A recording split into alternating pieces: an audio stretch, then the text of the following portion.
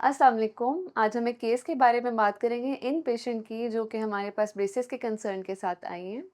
My name is doctor Reem Abid और मैं यहाँ पे एज़ अ ब्रेसेस स्पेशलिस्ट काम करती हूँ। ये पेशेंट हमारे पास 2 साल पहले आई ब्रेसेस के कंसर्न के साथ।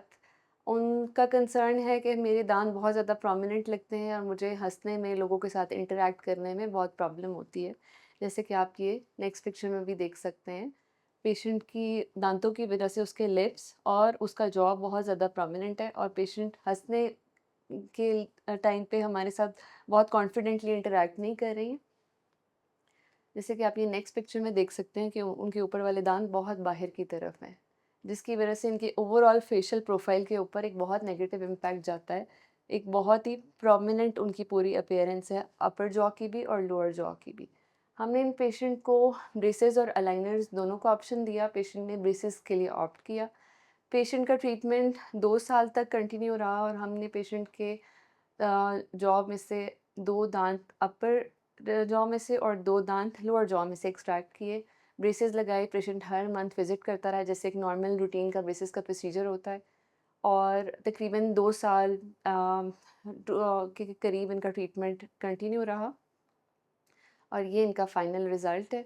फाइनल रिज़ल्ट में आप देख सकते हैं कि पेशेंट के जो दाँत लिप से बहुत बाहर की तरफ आ रहे हैं जब पेशेंट स्माइल करती हैं आफ्टर ब्रेसेस, वो लिप से काफ़ी पीछे की तरफ रेस्ट कर रहे हैं, आप देख सकते हैं इस पिक्चर के अंदर।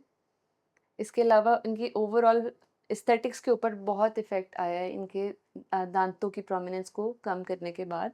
आप देख सकते हैं कि पेशेंट बिल्कुल कॉन्फिडेंट नहीं है जब पेशेंट ने ट्रीटमेंट स्टार्ट करवाया है, स्माइल करने में कॉन्फिडेंट नहीं है, हमारे साथ आई कॉन्टैक्ट नहीं कर सकती। जबकि जब इनका ट्रीटमेंट ख़त्म हो गया, इनका ओवरऑल फेशियल एस्थेटिक्स बहुत बेहतर, बहुत इम्प्रूव्ड हो गए और पेशेंट बहुत कॉन्फिडेंटली स्माइल भी कर रही हैं और इंटरैक्ट भी कर रही हैं। नेक्स्ट पिक्चर में आप एक इंट्राओरल कंपैरिज़न भी देख सकते हैं। अगेन आप देख सकते हैं कि ये बिफोर ट्रीटमेंट वाली पिक्चर के अंदर उनके लिप्स, उनका jaw overall upper and lower बहुत ज़्यादा प्रोमिनेंट है और इनके लिप्स आपस में मीट भी नहीं कर रहे।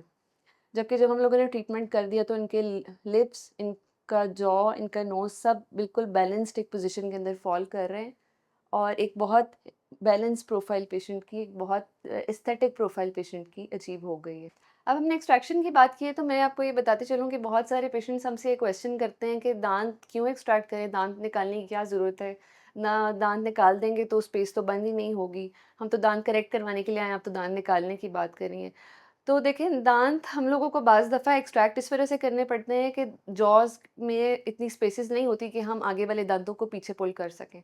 एक कॉमन सा फिनोमेना है कि जब हमने एक दीवार को पीछे की तरफ धक्का लगाने स्पेस होगी तो वो हम उसको पुश कर सकते हैं। एग्ज़ैक्टली यही कॉन्सेप्ट है दाँतों के अंदर भी कि अगर हमारे पास स्पेस होगी तो ही हम दाँतों को आगे से पीछे की तरफ पुश भी कर सकेंगे और बहुत जो टेढ़े-मेढ़े दाँत होते हैं उसको भी करेक्ट कर सकेंगे और इससे कोई नुकसान नहीं होता, ना ही एंड पे कोई स्पेसेस बचती हैं। हम लोगों ने इस पे एक डिटेल वीडियो भी की हुई है क्यों एक्सट्रैक्शन करनी चाहिए और प्लस हम लोगों ने एक केस भी डिस्कस किया हुआ है एक्सट्रैक्शन केस आपको हमारे कमेंट सेक्शन में उसका लिंक मिल जाएगा। एक इंट्राओरल और एक्सट्राओरल क्विक कंपैरिज़न जो कि इनके दाँत करेक्ट करते हैं जब हम लोग ब्रेसेस के साथ, उसका इम्पैक्ट सिर्फ दाँतों पे ही नहीं होता, ओवरऑल फेशियल प्रोफाइल के भी अंदर होता है, जैसे कि ये आप एग्जैक्टली इस पेशेंट के अंदर नोटिस कर सकते हैं। इस पेशेंट के हवाले से या इसके अलावा किसी भी किस्म का आपको कंसर्न्स हो, ब्रेसेस के हवाले से आप कुछ जानना चाहते हो, तो आप कमेंट सेक्शन के अंदर हमें पूछ सकते हैं या डेंटल एस्थेटिक्स विजिट करके आप अपना कंप्लीट चेकअप करवा सकते हैं। Thank you.